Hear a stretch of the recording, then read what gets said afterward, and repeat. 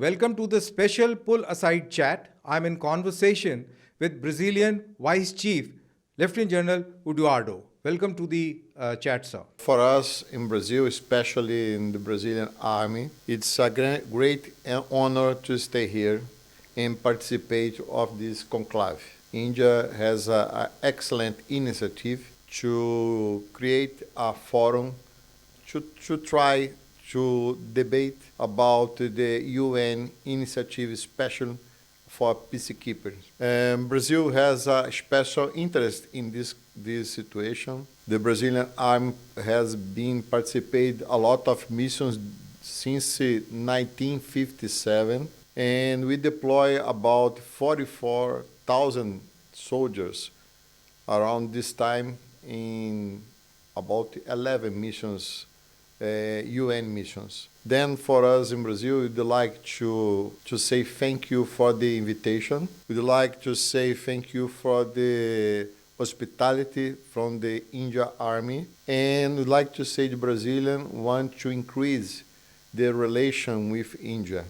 We have the same values, the same ideas, and we can build a great opportunities for business, for defense, and to create a better society with the Indian population and Brazilian population. So it's great to hear that you have liked the hospitality, you have liked Delhi, and you are going to stay a little bit more, and I'm sure you will enjoy even further. You have attended the sessions so far on the Chiefs Conclave. And so how do you look at the United Nations peacekeeping, since you mentioned that you have contributed up to 44,000 troops? So how do you look at the future of this very important aspect of peacekeeping to maintain international security and peace? Of course, we have to reinforce the strong position of UN. Is a good way to keep the planet in peace. We are concerned about the budget of UN to deploy troops. Today, Mr. Lacroix told us they have a decrease of budget about 25%. It's a lot of money. Then I think the countries have to think about like supply, have increased the money, the amount of money to support the troops around the world, because I think it's the best idea we have to keep the planet in peace, to keep the parts of world. They need some support. You can use the UN troops. Then it's a very good idea. Then we are concerned just about the budget of the UN to support the troops. In fact, you mentioned about Mr. Lacroix, and I happened to speak to him, and he mentioned that the budget has been, constrained, and in any case, the budget was very minuscule to various defense budgets across the world. Yes. So it's a big challenge. So how do you foresee as Brazil? How do you foresee that this challenge will be overcome and the mission performs in the best way, the way they have been performing? We have two levels of decisions. The first, we try to build the defense from Brazil, and the other side, we try to cooperate with the UN, with troops to make peace around the world. About defense of Brazil, we are looking around the conflict about Ukraine and Russia especially. They brought a lot of news about the doctrine, equipments. It's new. It's a new war for everybody.